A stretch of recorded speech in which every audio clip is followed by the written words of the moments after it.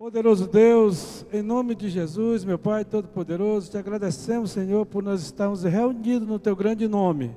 Pai, hoje, Senhor, nesse ensino maravilhoso que teremos através do nosso pastor Waig, Senhor.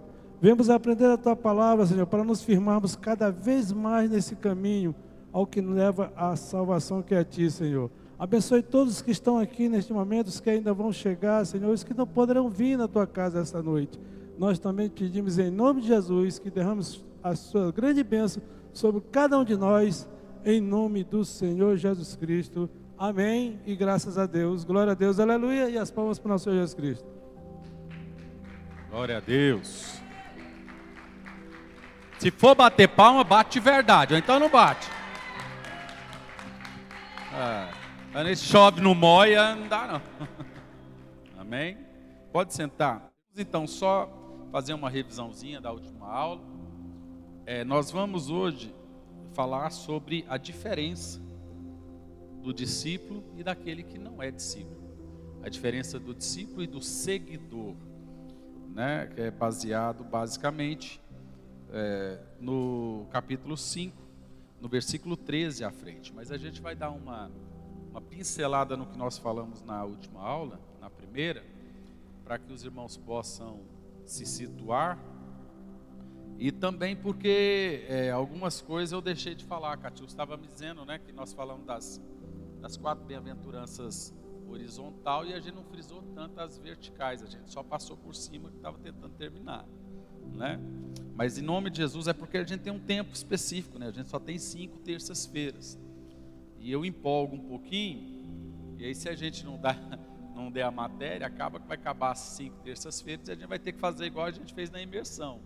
Era para ser 7, virou 9, né? Se eu não me engano. Foi isso mesmo, né? Era para ser 7 semanas, 8 ou 9. Não, é porque na 9ª a gente tirou para orar, não foi isso? É isso mesmo. Bom, era para ser 7, virou 9. Irmãos, o Sermão da Montanha, como nós falamos, é o discurso mais repetido de todos os tempos. É o sermão de Jesus.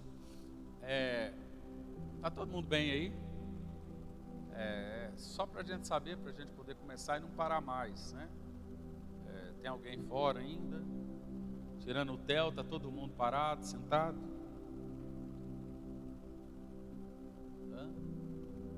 Dores diversas. Agora, por exemplo, é nas costas. Aí começa aqui e vai até lá no dedão, a perna todinha. Se ficar aqui desse jeito aqui, começa a dar choque e vem até aqui. Deus. É o tal da crise de fibromialgia, é uma beleza. Quem conhece ou sabe, só a graça de Deus. Eu imagino quando eu tiver da idade do Everlândia, o trem vai estar feio do meu lado.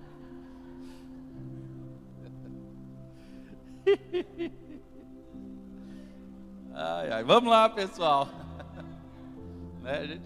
A gente chora de dor, mas não perde a piadinha, né?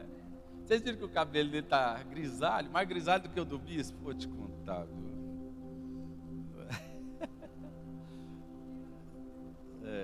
Vamos lá, irmãos, então.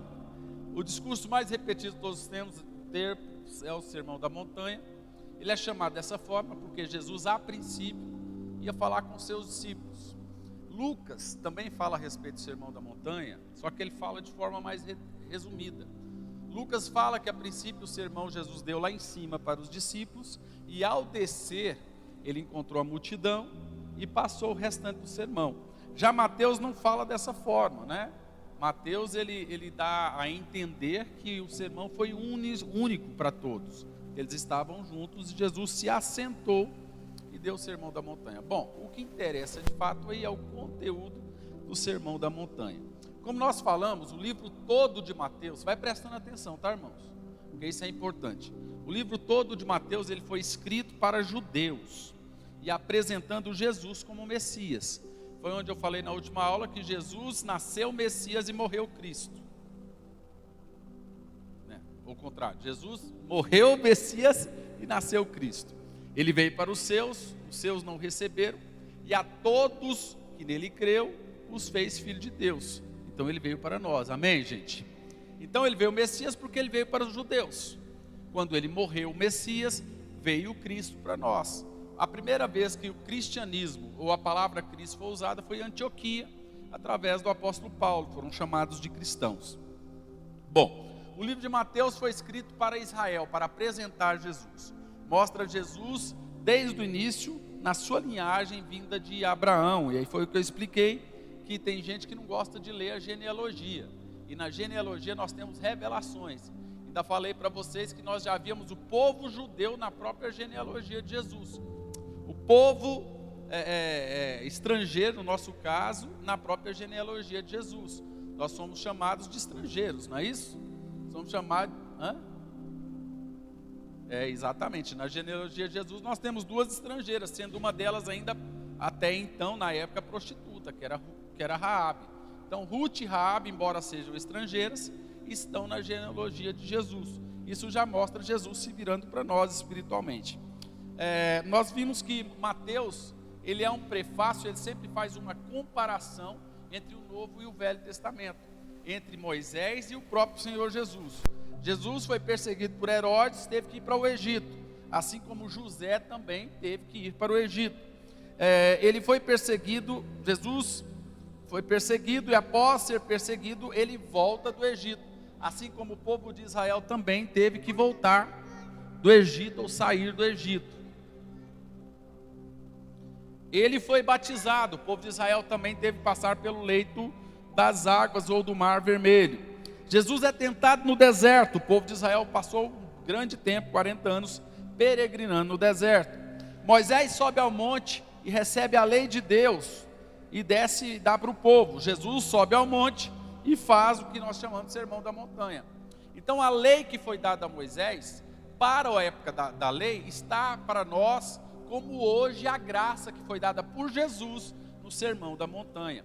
Eu falei para vocês que, embora não seja lei, mas é um estatuto da graça, o que o Jesus passou no sermão da montanha. Amém, gente? Isso ficou claro?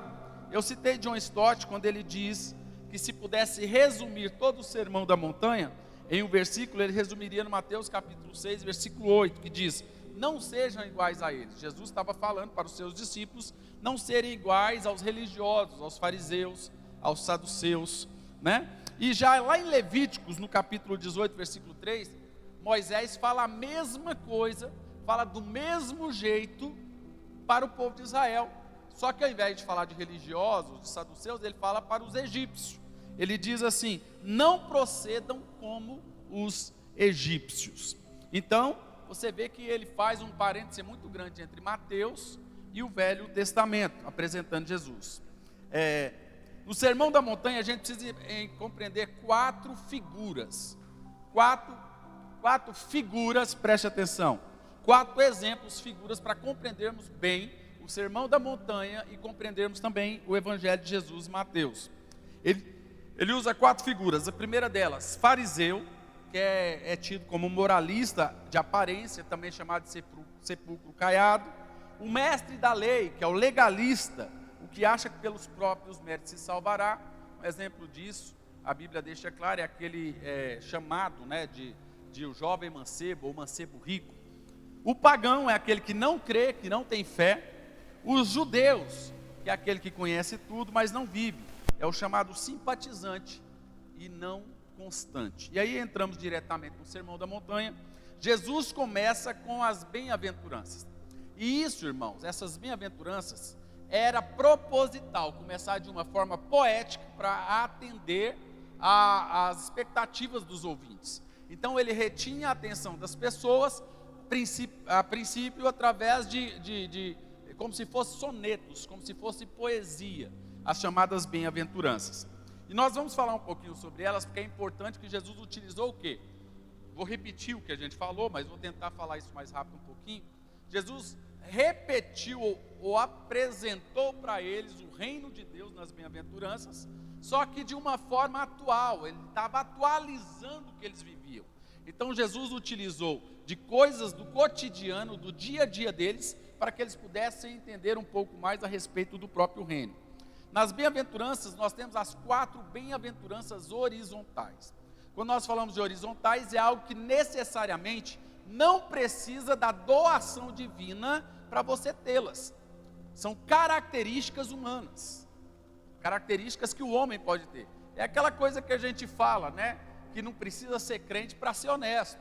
Não precisa ser cristão, conhecer a Deus, para não dar troco errado, para fazer o bem, né? Então, são as chamadas bem-aventuranças horizontais que o homem faz, e existe uma paga para ele, existe um pagamento para ele só por fazer isso. As 4 horizontais. A primeira delas, bem-aventurados os pobres de espírito. Eu expliquei, não vou repetir de novo, porque a gente gastou bastante tempo nessa bem-aventurança na última vez. A palavra pobres de espírito não é pobre financeiro, é aquele que é devedor espiritualmente, que ele não tem condição, ele não tem moeda, não tem condição de pagar por um ato espiritual. Somos nós todos, somos ou não?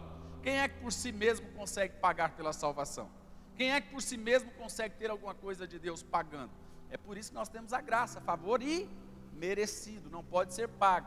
Então, quando a Bíblia fala sobre pobre de espírito, está falando daquela pessoa, e ele fala isso para que soasse aos fariseus, aqueles que tinham conhecimento, aqueles que se julgavam santos na época, que eles, não é porque eles se julgavam santos, porque jejuavam, porque dizimavam, por isso ou por aquilo outro, que eles seriam ouvidos por Deus, que faziam contato com Deus. Por isso Jesus fala de pobres de espírito. É aquele que mesmo não tendo condições de pagar por uma coisa, ele vai ter essa bem-aventurança. Então, bem-aventurado o pobre de espírito, porque... Cadê? Onde é que nós estamos aqui mesmo? Sumiu da minha frente aqui. Capítulo 5, versículo 3. Bem-aventurados os pobres de espírito, porque deles é o reino dos céus. Então, o simples fato da pessoa não ter nada para pagar pelo ato de bondade de Deus, já é uma bem-aventurança para ela. Aí veio a segunda bem-aventurança. Bem-aventurados que choram, porque eles serão consolados. Jesus está falando aí do choro de constrangimento. Como eu disse, ele pega o momento do povo de Israel, lembrando que o povo de Israel era colônia do povo romano, então eles já não eram mais donos dos seus próprios narizes, a casa que eles possuíam não era deles, era de Roma, pagavam impostos a Roma, então o senhor da vida deles era Roma. E havia um choro, havia um clamor deste povo pela libertação. E é um exemplo que é dado, eu citei para vocês Esdras, né? Que Esdras, a Bíblia diz que chorou, lamentou, exatamente de constrangimento. Que tipo de constrangimento? Não é porque eles passavam dificuldades e tudo mais, constrangimento diante de Deus, porque a ausência deles perante o Senhor provocou a situação em que eles estavam. Eles se tornavam escravos, no caso de Esdras, se tornaram escravos da Babilônia por causa da distância que eles estavam de Deus. No caso aqui de Jesus, o choro é porque eles clamavam pela libertação de Roma, mas é exatamente a ausência deles a respeito de Deus que os fizeram ficar distantes de Deus e se tornarem escravos de Roma. Então é um choro de constrangimento, o que o Senhor fala na segunda bem-aventurança. Terceira bem-aventurança, como eu disse, são 4 horizontais, coisas que nós temos e não precisa necessariamente ser espiritual para isso. Bem-aventurados os mansos, porque eles herdarão a terra. Mais uma vez o Senhor está falando para o momento que o povo israelita vivia. Como eu disse, eles eram escravos de Roma, e eles achavam que pela sua própria espada, pelo seu próprio mérito, pela sua própria força, através da guerra e da batalha, eles recuperariam as suas terras. Então quando o Senhor diz para eles, bem-aventurados os mansos, porque eles herdarão a terra, Ele está dizendo para eles bem claro que não é pela espada, não é esse tipo de revolução que o Senhor Jesus vinha fazer. E eu expliquei para vocês na aula passada que o grande problema de Judas com Jesus era exatamente esse. Ele tinha a crença que Jesus lideraria um grande exército e recuperaria Israel de Roma, venceria os romanos, expulsaria os romanos da Judéia, expulsaria os romanos de Israel. Então o grande problema de Judas era esse, a ideia dele era juntar dinheiro, juntar bastante tesouro, e através de Jesus fazer uma revolução. Daí o motivo pelo qual a Bíblia diz que ele ficava tão chateado quando se tirava alguma coisa da bolsa, ou não se colocava dinheiro na bolsa, porque ele era tesoureiro. Então, quando Jesus recebeu aquela oferta da mulher, e ele logo já sabia até o preço que era dado naquilo que eu chamo de boa razão, ele ficou revoltado porque Jesus deixou quebrar o vaso de alabastro e não pegou o dinheiro, porque ele achava que com aquilo ele conseguiria comprar mais espadas, conseguiria ter um exército. Um dos grandes problemas de Judas com Jesus foi exatamente isso. Aqui Jesus está dizendo diretamente: você vai herdar a terra, não é através da sua espada, bem-aventurados os mansos. Era uma contrariedade quanto ao uso da própria força para ter a terra. Bem-aventurados que têm fome e sede de justiça, porque serão fartos. Ele está dizendo aí que a justiça vem de Deus, ela não se cala. E aí vem uma coisa para os cristãos: nós não podemos nos calar. Você não precisa ser de guerra, você não precisa ser de batalha, você não precisa ser uma pessoa que contende o tempo todo, mas você não pode se calar. E aí o apóstolo Paulo, falando depois a respeito do amor, ele deixa bem claro que o amor ele folga com a justiça e nunca com a injustiça. Esses são os que nós chamamos das 4 bem-aventuranças horizontais. Do versículo 7 até o 12, vem as bem-aventuranças verticais. Por quê? Porque tem a ver com Deus, de uma forma espiritual. Bem-aventurados misericordiosos, porque obterão misericórdia. A palavra misericórdia é a miserável na córdia. Em outras palavras, é o sofredor de coração. Córdia, coração. Miserável no próprio coração. O sofredor de coração. Sofredor de coração não é quem teve algum tipo de desilusão amorosa, tá, gente? Aqui o sentido é específico, basicamente é entender a miséria do outro, a dor do outro, se colocar na posição do outro. E aqui eu quero abrir aspas para uma coisa que nós fazemos aqui na igreja, ou pelo menos é um dos ministérios da igreja, é um dos 12 ministérios da igreja, e é o ministério de intercessão. O que é intercessão? Até a própria palavra quer dizer isso, é se colocar na posição do outro. A misericórdia é como a intercessão. O misericordioso é aquele que se coloca na posição de sofrimento do outro que sofre também. A intercessão é aquele que ora por uma situação como se fosse a própria situação dele.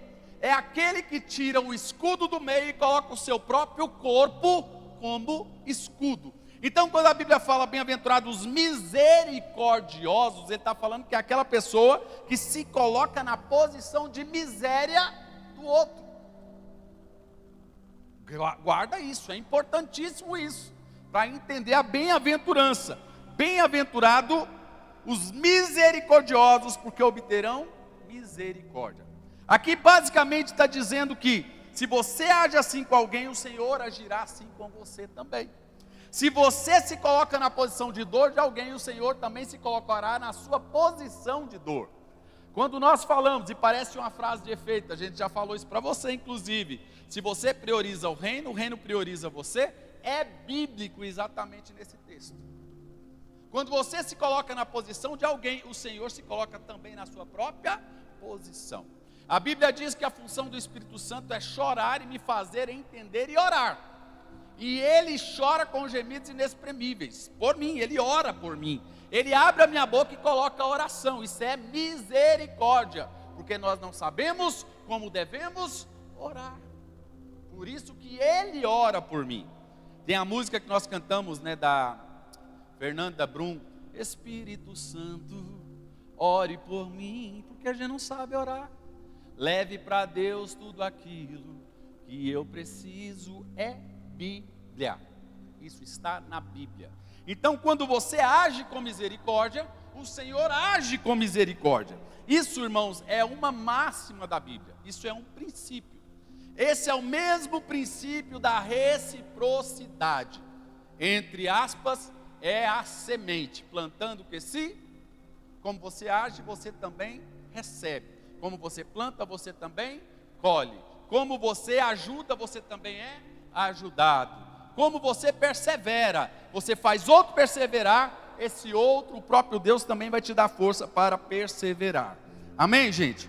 Então é um princípio bíblico isso. Bem-aventurados os limpos, puros de coração, porque eles verão a Deus. Veja, ninguém consegue ser limpo e puro de coração sem a ajuda de Deus e sem se dedicar a isso. Por isso nós chamamos de bem-aventuranças verticais. Esse texto especificamente tem um significado importante. Se você só fala isso e prega isso, é bonito, é interessante, mas quando você entende o texto, fica melhor ainda. O Senhor aqui está fazendo uma alusão, um paralelo às leis cerimoniais da purificação. Abra comigo rapidamente em Lucas capítulo 11, versículo 39. Não é só limpar, veja bem o que Jesus está querendo dizer. Bem-aventurados os limpos de coração. Lucas 11, 39. Amém? Olha só.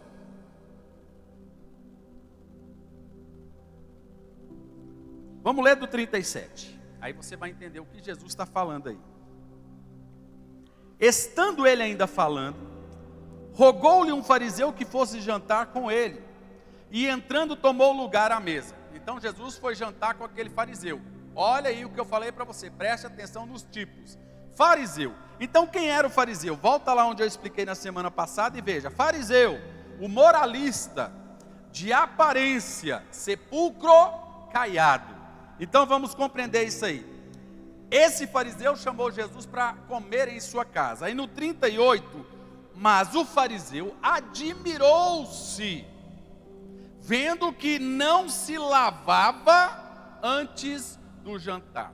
Era lei cerimonial, fazia parte da cerimônia, antes de comer, antes de orar, antes de tudo, eles iam lá, se lavavam os pés. Você já viu isso no filme? Eles pegam aquele monte de água, jogam assim, e aquela coisa, então era a cerimônia de limpeza. Então eles admirou porque Jesus não fez aquilo antes do jantar.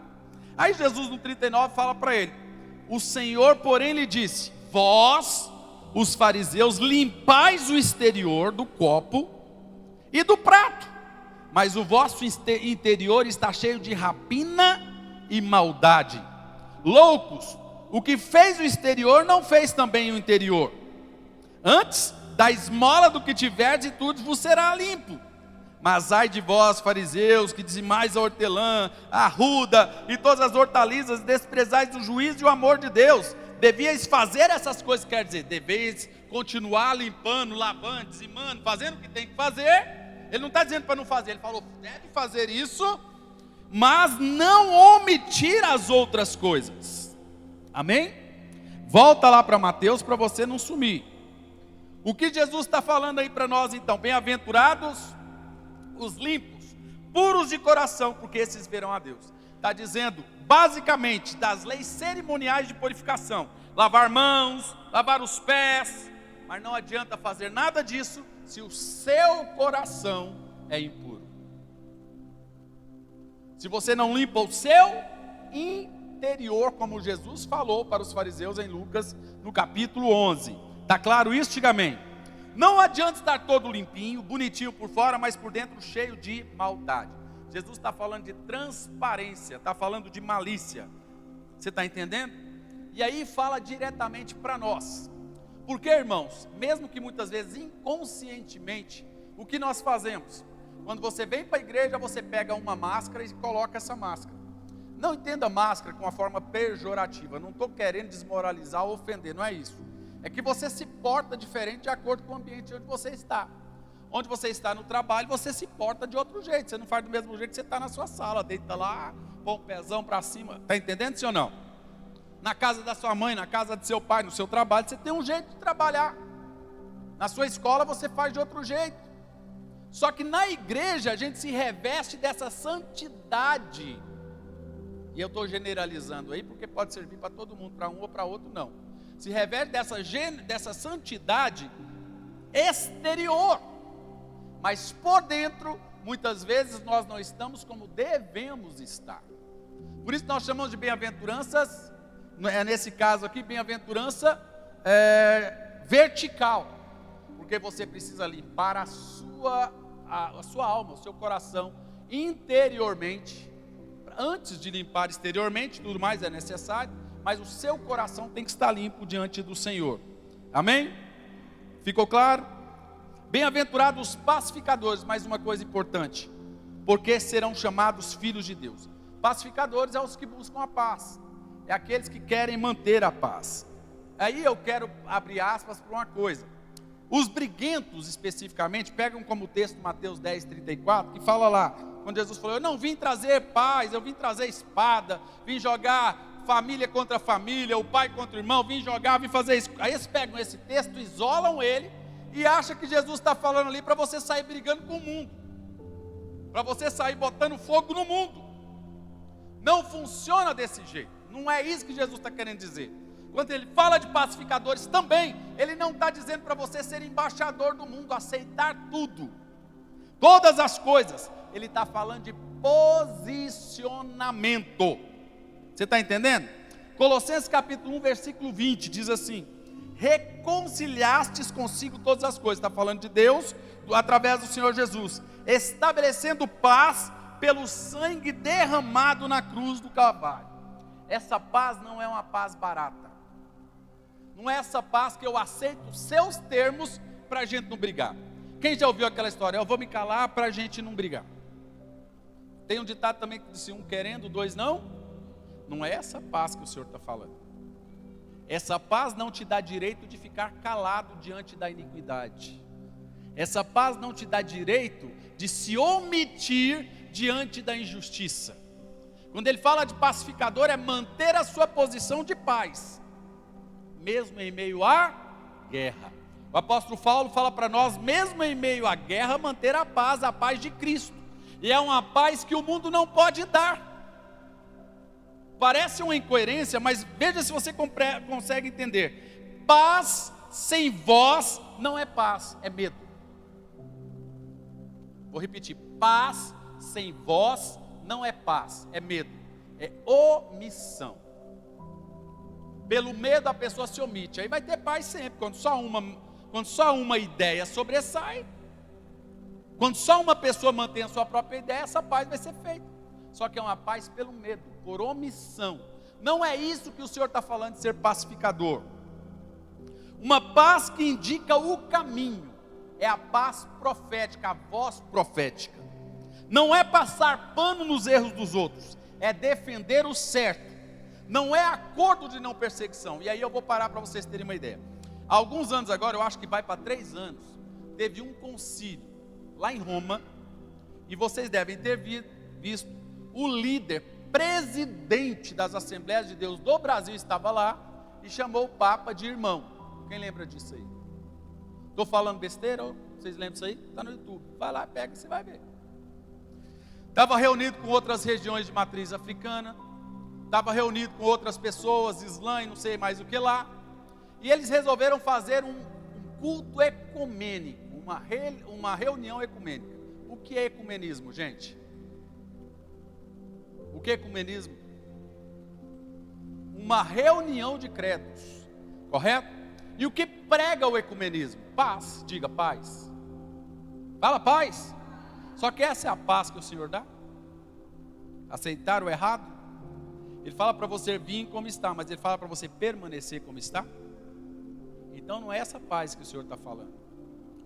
O que está falando aqui é o que aconteceu no século II, meados do século II, quando a igreja se tornou romana, trocou a verdade pelo credo romano, ou seja, aceitou que Roma dominasse a igreja, o credo, e através disso teve paz.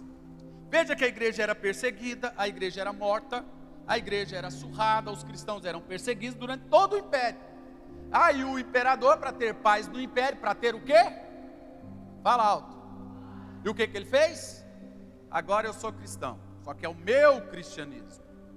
E o meu cristianismo tem o que nele? O meu cristianismo vocês vão ter que aceitar a trindade, porque lá no Egito tem a trindade. Então, para que os egípcios não criem uma guerra por causa disso, eu vou ter que ter paz com os egípcios. Então eu vou falar para os egípcios, aqui no cristianismo também tem a trindade. É a mesma coisa, aqui tem Pai, Filho e Espírito Santo. E aqui no Egito tem Is, Osíris e Semíris. Então aqui também tem trindade. Aí o pessoal lá que era seguidor da mãe de Nimrod falou: epa, peraí, mas não tem nenhuma deusa no cristianismo. O que ele virou e falou, o imperador? Você que se engana. Eles promoveram o quê? A ascensão de Maria. Então falou, não, Maria está para o cristianismo, assim como a mãe de Nimrod, que eu não sei, não lembro o nome dela agora, se alguém lembrar me fala aí. Hã? Não, Helena? Não, Helena é da Grécia. A mãe de Nimrod, se alguém lembrar até o final aí me fala.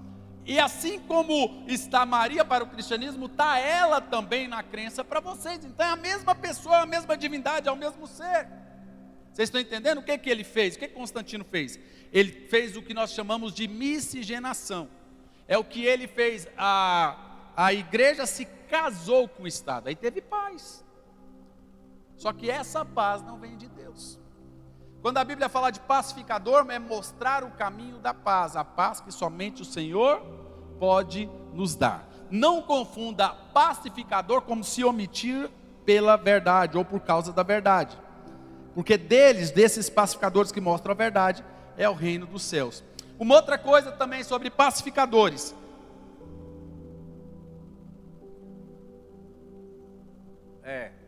Talvez até o final eu lembre aí do nome e a gente fala sobre ela. Bom, bem-aventurados que são perseguidos por causa da justiça. Veja, justiças aí não é a sua justiça, é causa da verdade, pois deles é o reino dos céus. Por quê? Porque tem muitas pessoas que pegam essa bem-aventurança e acham que ela se aplica a você lá no seu trabalho. Estão me perseguindo no trabalho. Porque o meu professor está me perseguindo. Você está olhando as coisas aí com a sua justiça própria. Não é a justiça verdade do Senhor. Lembra quando nós falamos que a verdade do Senhor e a justiça do Senhor, ela é verdade, a nossa justiça, a nossa razão é como trapo de imundícia? Então não confunda a sua justiça própria com essa justiça da bem-aventurança. Não é justiça própria, não é justiceiro, é por causa de Jesus, a justiça de Jesus. Como quando somos injustiçados, ficamos de mau humor, triste, querendo nos vingar. Então não é essa perseguição, não é essa justiça que Deus está falando. Porque não existe justiça de Deus na justiça do homem. Vou repetir, não existe justiça de Deus na justiça do homem. Deus não opera a sua justiça na justiça do homem. O homem pode operar a justiça de Deus na sua justiça, é diferente. Como assim? Aconteceu, por exemplo, com Samuel. O profeta Samuel operou a justiça de Deus através da sua justiça. Para quem não se lembra, Deus deu uma ordem para Saul. Saul vai lá e mata todo mundo. Saul não matou todo mundo, trouxe o rei e trouxe o rebanho. O profeta chegou e fala, que balido é esse que eu ouço das ovelhas? E o rei Agag, está vivinho da Silva. Profeta, é isso, aquilo, aquilo outro. O profeta foi lá, pegou a faca, matou o rei, matou as ovelhas e falou, é melhor obedecer do que sacrificar. Então a justiça de Deus não é operada pela justiça do homem. Agora o homem pode operar a justiça de Deus. Você está entendendo? Quando Deus mandou Jonas ir até Nínive, Jonas foi para operar a justiça de Deus. Mas Deus não opera pela sua própria justiça, então não confunde. Porque a nossa justiça para Deus é como trapo de imundície. Então não confunda a ordem das coisas, isso é importante. 3 motivos para nos regozijar quando somos injustiçados. Injustiçados pela causa do Senhor.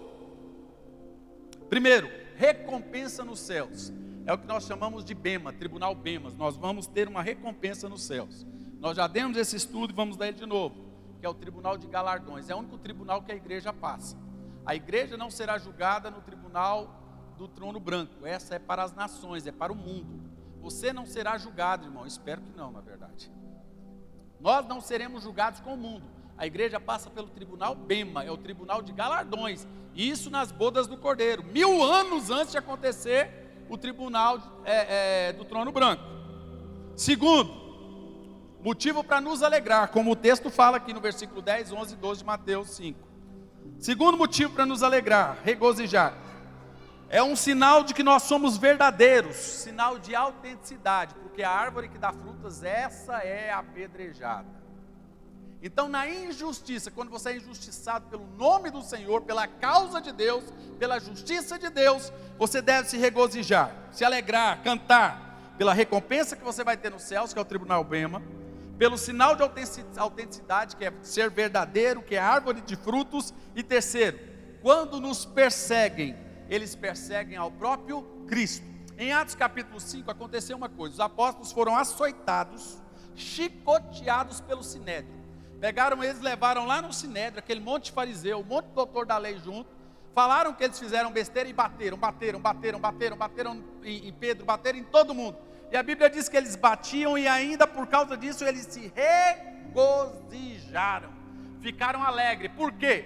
Porque eles estavam sendo açoitados, perseguidos por causa do Evangelho, por causa do nome de Jesus. Não porque eles estavam apanhando, mas eles estavam fazendo aquilo por causa do Evangelho. Entendeu? Amém ou não? Se alguém te persegue por causa do Evangelho, te chama de louco, te chama, olha, agora é crentinha, agora isso, agora aquilo outro, se alegre, se regozije por 3 coisas. Primeiro, pelo galardão que você vai receber. Depois nós vamos falar sobre isso. Qual é o tipo de galardão? Existe um galardão específico para cada tipo de pessoa, para cada classe de pessoa, é melhor dizendo. Segundo, é um sinal de que você é verdadeiro, porque a árvore que é apedrejada é a árvore que tem. E terceiro, eles não estão perseguindo a você, eles estão perseguindo o próprio Senhor Jesus. Amém? E aí agora a gente vai entrar no sal da terra e na luz do mundo. Mateus 5:13. Oi? É Semiramis. Samiramis. Mateus 5:13. Vamos fazer uma rápida leitura aqui. Você sabe por quê, irmãos? Porque a próxima agora, nós vamos gastar muito tempo nela, que nós vamos falar sobre o reino. E no reino, olha só o que a gente vai ver. Primeiro sobre o assassinato, cumprimento da lei, que Jesus veio para cumprir a lei. E aí a gente vai entrar numa parte, no versículo 27 à frente, 27 e 31, que é juramentos, que é adultério e divórcio. E nós vamos ter um estudo muito pesado sobre isso. Biblicamente, o que Jesus fala sobre divórcio, sobre adultério, porque existe uma ideia errada a esse respeito, existe uma certa, tem gente que não sabe o que é certo e o que é errado, então eu vou passar o que está na Bíblia, a gente vai ver isso. Então eu quero fazer isso já na próxima terça-feira, por isso eu vou tentar ir aqui o sal da terra e luz do mundo, e aí na próxima a gente já vai entrar já em ensinamentos do reino. Sal da terra e luz do mundo, vamos ver. Vós sois o sal da terra, mas se o sal se tornar insípido, com que se há de salgar? Para nada mais ele serve, senão para ser lançado fora e pisado pelos homens.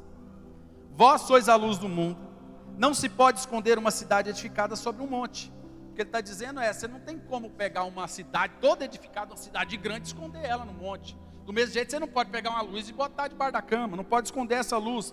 Nem se acende uma lâmpada e se coloca debaixo de uma vasilha, mas no candelabro, e ele ilumina a todos os que estão na casa. Assim resplandeça a vossa luz diante dos homens. Presta atenção. Assim resplandeça a vossa luz. Ele está chamando você de luz diante dos homens, para que vejam as vossas boas obras. Veja, embora não somos salvos pelas obras, mas nós temos que ter o quê? Porque as boas novas são nossas testemunhas. O Senhor está falando que a sua boa obra é como luz, ela aparece diante dos homens. Então o que vai fazer os homens ver Cristo em você é as boas obras. Embora você não seja salvo por essas obras, embora essa salvação essas obras não te comprem salvação, mas são essas obras que vai fazer você ganhar as outras pessoas.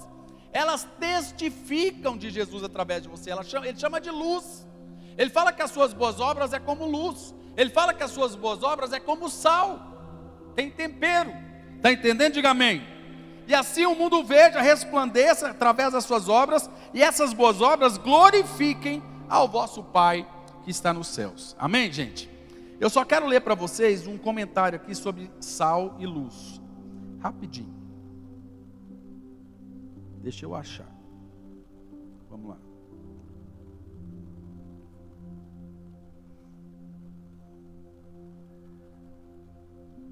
E a internet é boa, hein, Felipe?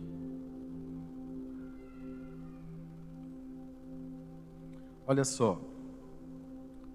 Comentário sobre o sal, para a gente entender o que Jesus está querendo dizer propriamente dito aqui. Sal da terra. O comentário é de Dumelou, Mateus 5,13.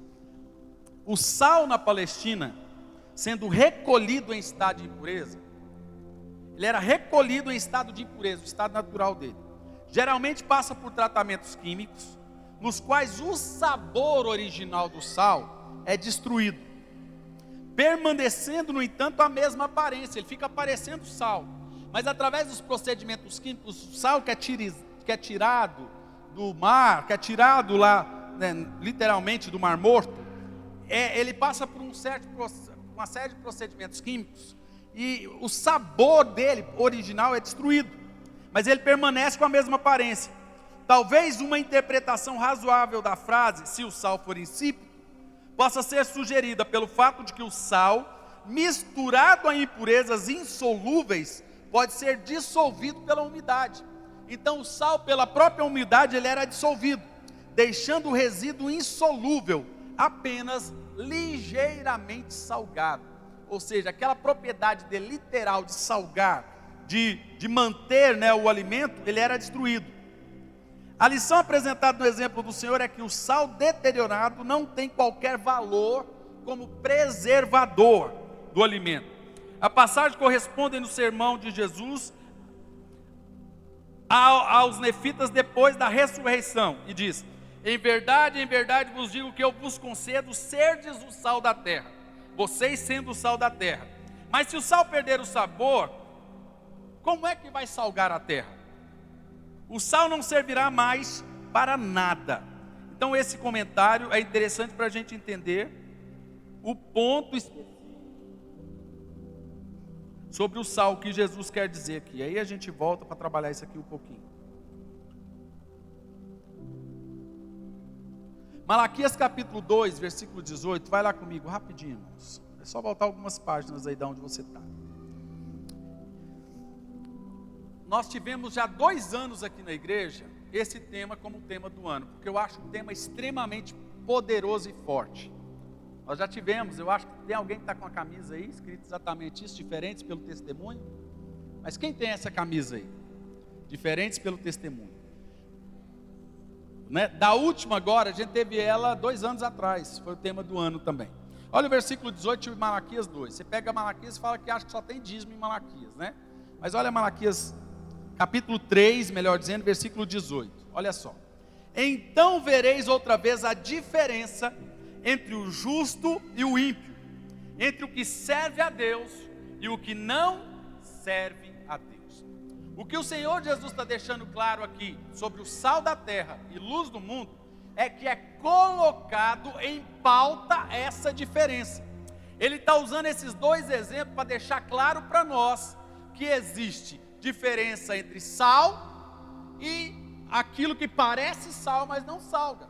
Entre luz e trevas, as duas não podem habitar o mesmo ambiente, o mesmo espaço. Você está entendendo? Diga amém, Jesus. Então ele usa os 2 exemplos para exemplificar o que é discípulo e o que é seguidor. A gente volta agora para o Sermão da Montanha, e você vai lembrar que Jesus começou o sermão para 12. Foi o chamamento, o início da carreira dos 12 discípulos. Só que depois do Sermão da Montanha, a multidão se aglomerou. Então ele falava para todos, mas especificamente aqui sobre sal da terra e luz do mundo, ele está virado para os seus 12 discípulos. Podia ter ali 3.000 pessoas, 1.000 pessoas, não sei quantas tinham, mas nesse momento eu vejo Jesus virando para os 12 discípulos dele e falando: vós, os 12, são o sal da terra e a luz do mundo. E aí ele começa a fazer o quê? A diferenciação entre discípulos e seguidores. Então você tem que ver esse texto dessa forma. Você está entendendo? Diga amém, Jesus. Clara é a diferença entre luz e trevas. Elas são contrárias. Lembra que eu falei para vocês, para entender Mateus, você tem que entender os 4 exemplos que eu falei: o fariseu, o doutor da lei, o ateu e o judeu. Então Jesus está fazendo exatamente essa diferenciação dos 12 dele e o resto da multidão. Aí eu pergunto para você: você é discípulo do Senhor? Diga amém. Então você tem que entrar na diferenciação. Malaquias no capítulo 3, onde nós lemos, preste atenção. A Bíblia diz que já outra vez vereis a diferença. Quer dizer que em outros momentos foi colocado também em prática a diferenciação entre os que são de Deus e os que não são. Me ajuda a lembrar aí alguns exemplos. Eu lembro de cara Daniel, porque eu amo a história de Daniel. Diferença de Daniel. Qual é a diferença de Daniel para os outros? Fala para mim rapidamente, em rápidas palavras. Ele não se omitiu. Ele não se corrompeu. Lembra que Daniel, falando em nome dos outros 3, eram 4 jovens, ele era o mais velho deles. Então ele tinha mais ou menos 17 anos, os outros deviam ter 13, 12, 11, 14, alguma coisa assim. E ele falando em nome dos outros 3, ele falou: olha, dá para a gente só a comida nossa mesmo. A gente não quer comer da comida do banquete do rei.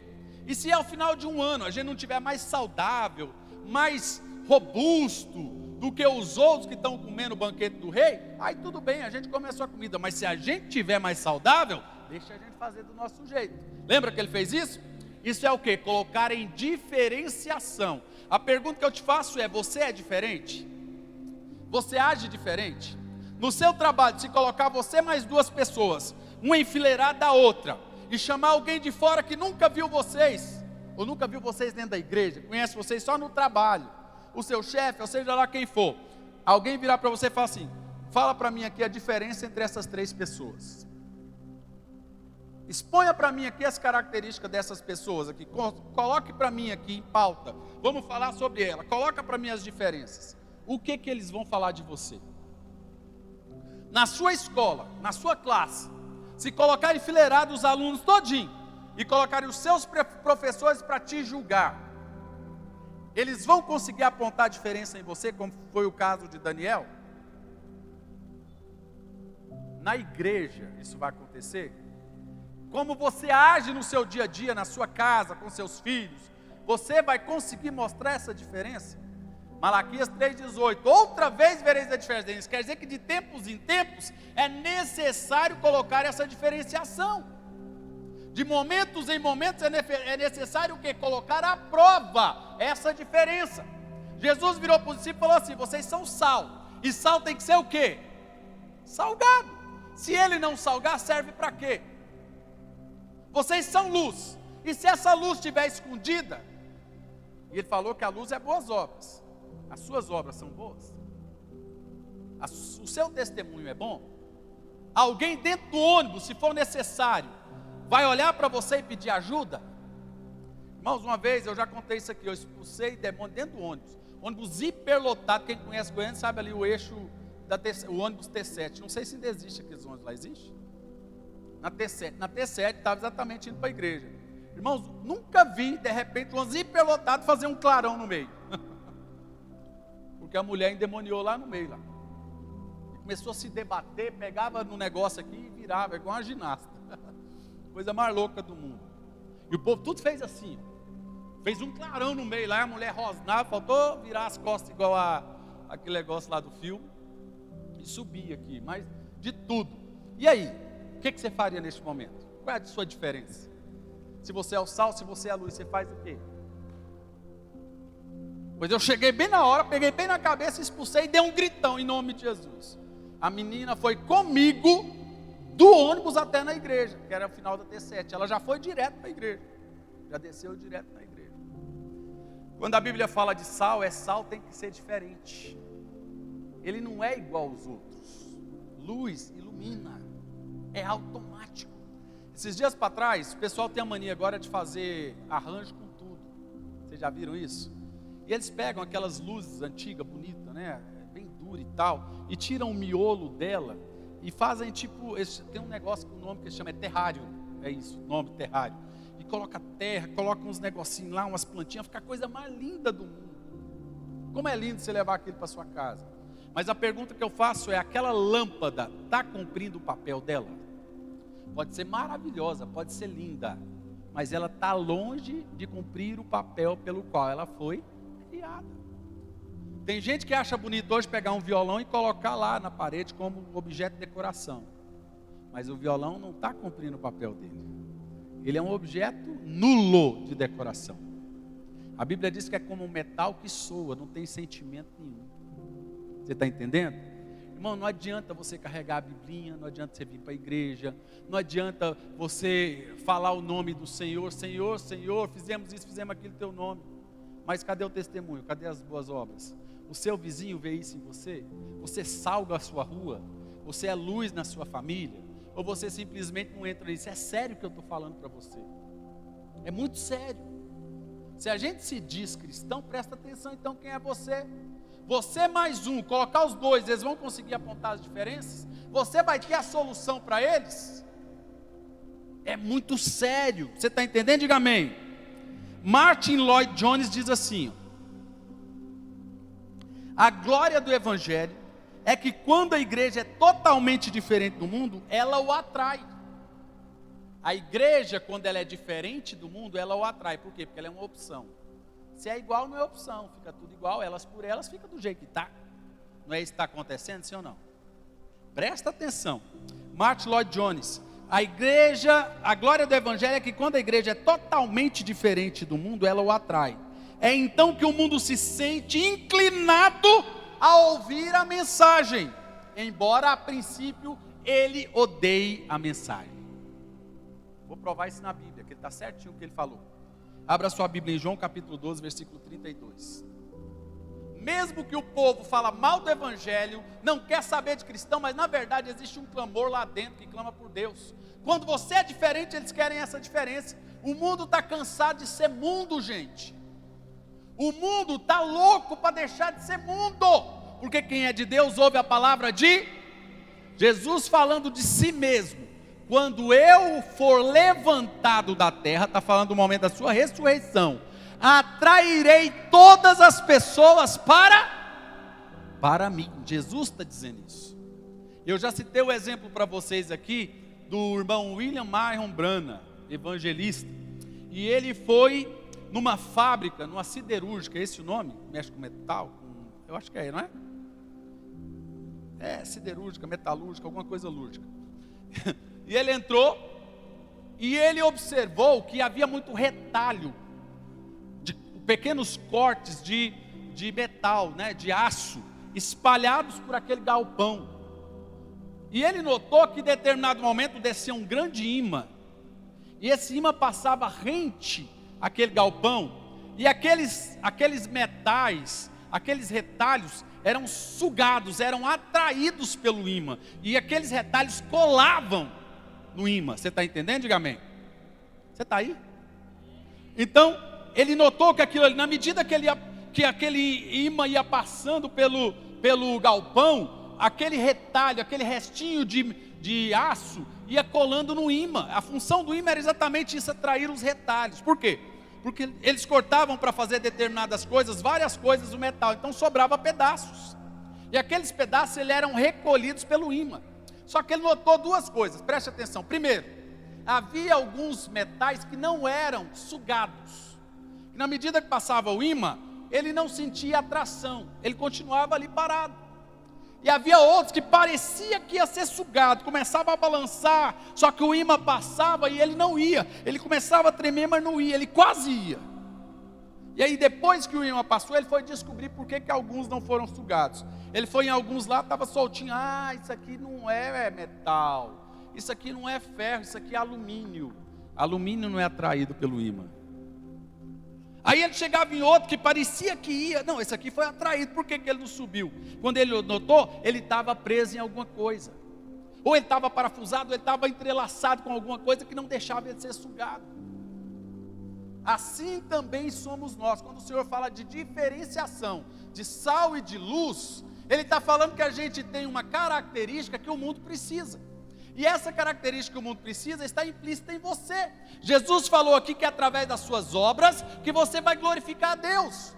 A luz do homem, a luz do cristão é as obras que ele faz, é o jeito que ele se porta, é a testemunha, é o jeito que ele é testemunha de Deus para as pessoas. No trabalho, a pessoa tem que olhar para você e querer ter o que você tem. A pessoa tem que olhar para você e ser o que você é. A pessoa tem que olhar para você e falar assim: olha, a melhor pessoa do mundo para eu estar aqui é você. Eu amo quando a gente está junto aqui.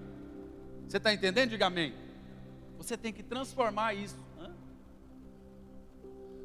gostando de estar junto com você, você não tem noção, porque eu conto os problemas para você, você sempre tem uma resposta, você sempre tem algo para mim. Isso é ser sal, isso é ser luz. Você está entendendo? Se você não é isso, ou você está amarrado no chão, ou você não é metal. Porque Jesus falou que Ele atrairia todos a Ele, e a forma de atrair todos até Ele é você. Nós acabamos de ler isso. Você glorifica a Deus através das suas obras. As pessoas vêm a Cristo por você. Olha para mim que eu vou falar duas coisas muito importantes. O nosso problema é que a gente até quer ser luz, mas quer ser luz dentro da igreja. A igreja não precisa de luz. A luz da igreja é Jesus. Aqui dentro quem brilha é Jesus. Aqui não precisa de estrelão. Aqui não precisa de ninguém brilhar. O problema é esse, tem muito crente querendo ser estrela. A estrela é Cristo. O máximo que a gente pode ser é lua. Qual a diferença da estrela para a lua? A lua não tem luz própria, ela reflete a luz de uma outra estrela, do sol. O sol é Cristo.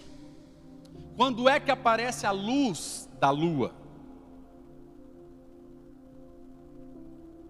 Quando o sol está atrás dela. Aí ela reflete a luz do... Também é chamado como noite. É ou não? É ou não? Então, quando é que a gente precisa da luz da lua? À noite. Fala noite, gente. Sem medo de errar. Vai lá, noite. Você é lua. Você é satélite do amor de Cristo. Então você não é luz da igreja. A igreja não precisa da sua luz. O mundo precisa da sua luz. Quando a Bíblia diz que o bom pastor conduz as ovelhas para fora. Espera aí, pastor, eu nunca entendi esse texto. Porque não é para dentro do aprisco? Por que ele conduz, ele manda para fora? Porque o pasto está lá fora. Você vai para o aprisco quando está de noite. Quando está de dia, você vai ganhar mais ovelha lá fora. O pastor manda para fora. Você vai pastar. Está entendendo? Então você é luz, é nas trevas. A igreja não precisa da sua luz, porque a luz é Cristo. Você tem que ser luz, é no mundo. E aí o texto, Jesus diz assim, você não pega uma candeia, você não pega a lamparina e põe debaixo da cama. Que louco faria isso? Por que você vai pegar a lamparina e botar debaixo da cama? Ela serve, e aí é o que eu quero falar para você, preste atenção. Duas funções para a luz. Apontar o caminho, diga apontar o caminho. Todo mundo sabe o que é farol, sim ou não? Não estou falando do farol do carro, embora também é colocado. Mas, né, no mar, para os marinheiros, ter um farol aceso é o que diferencia, é o que faz a diferença entre ele morrer e ele ser vivo, ou sair vivo numa jornada. Aonde termina a terra, ou termina o mar e começa a terra. Se não tem um farol para mostrar que ele está perto de uma rocha, que está perto de um recife, ele vai bater no recife, vai bater na pedra e vai afundar. O farol, primeiro, ele aponta o caminho. Então a luz é voz profética. Diga, luz é voz profética. O que é voz profética, gente? Fala para mim. A Bíblia falou para você olhar para Jonas. Quando falava dos últimos dias, a Bíblia ia olhar para o Evangelho de Jonas. Irmão, vocês sabiam que o único motivo pelo qual Jonas está na Bíblia, o livro de Jonas, é para a gente ver a igreja gentia? Quem sabia disso? Porque Nínive não era judia, não era israelita. Era estrangeiro, era um povo mau. O único motivo de ter o livro de Jonas e a história de Jonas na Bíblia é para apontar para Cristo. Então, por isso, para você ver os últimos dias, ver o fim dos tempos, você tem que olhar para Jonas, o exemplo de Jonas. Ah, vocês me pedem um sinal, o sinal que eu dou para vocês é de Jonas. Por quê? Me ajuda aí. Vocês já pararam para pensar nisso? Não? Jonas chegou e mostrou o caminho, farol. Voz profética. Do jeito que vocês estão, vocês vão morrer. Do jeito que vocês estão, vocês serão condenados. Do jeito que vocês estão, vocês irão à bancarrota, vocês vão para o inferno. Isso é voz profética. A Bíblia diz que Nínive ouviu, até os cachorros jejuaram. Jonas a princípio ficou nervoso, ficou bravo, porque o povo converteu. Tem muito crente que é do mesmo jeito. Primeiro ele não quer ir, ele não quer fazer. Eu já preguei várias vezes falando: Senhor, ainda bem que eu não sou o Senhor, porque eu tinha matado todo mundo. Esses dias para trás o André Valadão foi processado aí, está processado 3 milhões de reais. Querem que ele pague essa multa, você sabe por quê? Porque ele virou e falou o seguinte: ainda bem que eu não sou Deus, porque se eu fosse Deus eu matava era todo mundo e começava de novo a civilização. Aí falou que ele estava sendo homofóbico. Isso é a nossa justiça. Nossa justiça não opera a justiça de Deus. A justiça de Deus opera até através de nós. Você está entendendo? Diga amém. O sinal é Jonas. Por quê? Porque Jonas chegou e pregou. É o farol que mostra o caminho. O que nós temos que ser é voz profética. Como é que eu posso aceitar uma pessoa que eu digo que eu amo, meu parente caindo, indo para o inferno? Eu sou farol, eu sou luz e não faço nada. O sinal é Jonas. Como é que eu posso aceitar alguém que eu digo que eu me dou bem com ela, trabalho com ela, passo mais tempo com ela no meu trabalho do que com a minha família, e ela está indo para o inferno, está morrendo, está se desgramando tudo, e o que eu estou fazendo? Que obra é essa? Que luz é essa? Que sal é esse? Você está entendendo? Diga amém, Jesus. Então a coisa séria, a primeira função da luz é apontar o caminho. Você liga o farol do seu carro e da sua moto para você ver direito o caminho, amém ou não? Você consegue direcionar a luz. O nome disso é voz profética. Segunda função da luz, ela ilumina o ambiente. Diga, ilumina o ambiente. O que você faz com um lugar bem iluminado? Fica às claras tudo, fica ou não fica? Você vê se uma roupa está suja, se uma roupa está limpa. A pessoa pode estar extremamente bem vestida. Se tiver tudo clarinho, você vai conseguir ver a sujeira. Mas se tiver escuro, você vai pensar que ela está perfeita. É ou não? Mas a luz, ela mostra o ambiente, ela coloca as claras. A Bíblia diz que não há nada obscuro que não venha a ser revelado. Por isso, quanto mais perto você está de Deus, do sol que é o Senhor Jesus, mais indigno você se sente. Isaías capítulo 6, ai de mim que sou homem impuro e habito no meio do povo impuro e vou morrendo. E se prostrou, caiu. Quando você está perto de Deus, você sente vontade de se santificar mais, porque a Bíblia diz que sem santidade ninguém verá o Senhor. Você está entendendo o que é ser sal e luz, sim ou não, gente? É sério, é muito, mas muito sério isso. Olha só, presta atenção nisso. Lucas capítulo 15, a Bíblia fala de 3 parábolas, e a gente fala muito sobre essas 3 parábolas. Elas fazem parte do Sermão da Montanha, mas de Lucas, está lá em Lucas, e aqui nós vamos pegar para nós. A parábola da ovelha perdida, a moeda perdida e o filho perdido. Ovelha perdida, diga ovelha perdida, moeda perdida e filho perdido. É interessante que em Lucas 15, a Bíblia deixa bem claro que existe opção. Amém ou não? Opção, servir ou não servir, estar na casa do pai ou ir para a gandaia. Foi isso com o filho pródigo. Procurar a moeda ou não procurar, ir atrás da ovelha ou não ir atrás da ovelha. Então existem opções. O que a luz do mundo, que o sal da terra faz é exatamente evidenciar isso para o mundo. O nosso problema é quando a gente age igual, sem opção. Você entende isso, irmãos? Quando você não tem diferenciação nenhuma, quando a pessoa olha para o crente e olha para o não crente e não tem diferença, por que ele vai querer essa opção? A nossa função é dar opção. A nossa função é mostrar caminho, ser voz profética. A nossa função é deixar claras as coisas, mostrar que o errado é errado e o certo é certo. Mas se a gente não faz isso, o que vai acontecer? Não serve para nada, a não ser para jogar fora. Se o sal não serve para conservar o alimento, tudo apodrece. O problema é que o cristão não está sentindo o cheiro da podridão. A pergunta aqui, irmãos, essa pergunta é importante. Preste atenção nessa pergunta que eu vou fazer para você. Onde está a igreja quando o mundo está em densa podridão? Para que serve o sal? Antigamente não tinha geladeira, tá, gente? Por isso que a Bíblia pega o exemplo do sal. O mundo está fedendo, sim ou não? Pergunta, o seu vizinho está fedendo, sim ou não? A escola onde você estuda, a faculdade onde você estuda, está fedendo, sim ou não? Fala, gente. O seu trabalho está fedendo? Eu estou falando isso de uma forma, gente, presta atenção, né? Estou falando fedor literal. Está fedendo porque a Bíblia diz que apodrece as narinas de Deus. Tá? Está fedendo, sim ou não? O que está faltando então aí? Sal.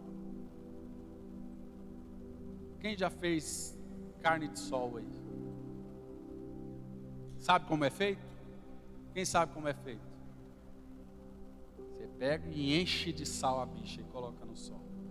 Por que faz isso, gente? Para não apodrecer. É ou não? Para conservar. Agora, para que serve esse sal se ele não está conservando é nada? Então, quem é o responsável pela podridão do mundo? Pastor, eu não sou responsável pela podridão do mundo inteiro. Eu até concordo com você, mas e da sua rua? E da sua família? Pelo menos da sua família você é responsável. Você está entendendo, sim ou não, irmãos? E outra vez vereis a diferença entre o que serve e o que não serve, entre o justo e o ímpio. Você tem que se sentir constrangido como Esdras, irmão. A mensagem na terça-feira do Tadel, o Sermão da Montanha, é para te constranger, não é para te exaltar. Sinto muito de falar isso, você está entendendo?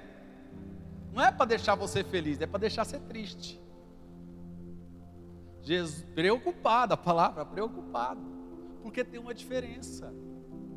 Vamos ler de novo? Presta atenção aqui, vai lá. Mateus, capítulo 5. Olha o versículo 16. 16.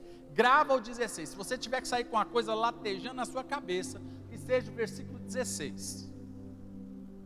Vamos lá, olha o 16. Assim resplandeça a vossa luz. Está falando da luz de quem? De Jesus? É da luz de Jesus? É a luz de quem? Dos discípulos. Senhor, resplandeça a vossa luz diante de quem? Para quê? E ele fala para o motivo. Qual que é o motivo? Para que vejam as vossas boas e através dessas boas obras o quê? Olha para mim, o mundo está cansado de ser mundo, mas a igreja não mostra opção. Irmãos, eu estou falando de igreja geral, estou falando da nossa natureza, a era de Laodiceia. O que as igrejas hoje em dia têm feito tanto? Tem investido em entretenimento. A gente tenta fazer o máximo possível para o culto ficar agradável, para as pessoas aguentarem 2 horas de culto sem reclamar, e sair daqui dentro e falar, poxa, que culto! É ou não? A gente tem que mostrar a opção. E não é só aqui dentro você louva a Deus. E lá fora, o que eu estou fazendo? Eu venho para o culto, me sinto bem, né, tal, aquela coisa, e lá fora? Vou repetir, coloca você junto com as pessoas que estão junto com você no mesmo ambiente. As pessoas conseguirão diferenciar o que você tem de bom? Resplandeça a vossa luz, e através dessa luz que é as boas obras, glorifiquem a Deus. O mundo está cansado de ser mundo. E a podridão está aí porque a gente não anda salgando nada. Pastor, eu não consigo salgar o mundo inteiro, mas você consegue salgar a sua família. Você consegue salgar a sua rua. Vai trabalhando a tempo e fora de. Por isso que eu não aceito igreja que não prega o evangelho. Crente que acha que é crente de banco. Jesus está falando de sal, já ouviu sal de banco? Somos sal, preservamos para não apodrecer, e somos luz, no alto e como voz profética. Vou repetir as 2 funções da luz. Apontar o caminho, diga apontar o caminho. Eu li uma frase, a gente estava vindo agora para cá, aí é uma frase engraçada, a gente entende o tom irônico que a pessoa colocou isso no carro, né, numa caminhonete grande, e ela colocou a frase, olha só que louco, ela colocou assim, não me siga, eu também estou perdido. Quem já viu essa frase? Não me siga, eu também estou perdido. Eu falei, isso é profético. Todo mundo está perdido, o mundo está perdido, gente. falei, pois eu vou fazer outro e vou botar no meu carro. Pode me seguir, eu sei para onde eu vou. O cristão tem que ser isso, gente. Se o fulano está perdido, você tem que falar, vem comigo. Eu vou repetir o que eu já falei aqui no Tadel. Leia o livro O Peregrino. Em nome de Jesus. Em nome do Senhor Jesus Cristo. Leia esse livro. Leia esse livro. O Peregrino. De Bunyan. Leia esse livro. E você vai entender que você é responsável. Bunyan. O nome dele é Bunyan o quê? É a coisa antes de Bunyan. John Bunyan. Eu passo aqui para vocês, eu vou mandar. Eu acho que eu tenho ele aqui. Mas ele não dá para passar porque é comprado, não tem como você mandar. Mas eu acho que deve ter em PDF. O Peregrino, de John Bunyan. Leia esse livro em nome de Jesus. Você vai entender. Ele fugindo da cidade da perdição. Você vai entender qual é a sua responsabilidade como sal e como luz. Posso terminar, gente? Ele é baratinho. R$10, alguma coisa assim. Mas tem ele em PDF também. Eu tenho ele, eu acho que eu tenho ele também físico. Mas eu tenho ele em e-book também. Bom, mas leia esse livro, irmãos. Leia, por favor. Veja o filme, pronto. Veja o filme. Eu acho que deve ter no YouTube, O Peregrino. Eu acho que tem. Veja o filme. Não, mas eu queria que você lesse, porque ele para você ler é muito grandão. O filme muitas vezes a gente fica preguiçoso com esse negócio de ver filme. Fique de pé no seu lugar em nome de Jesus.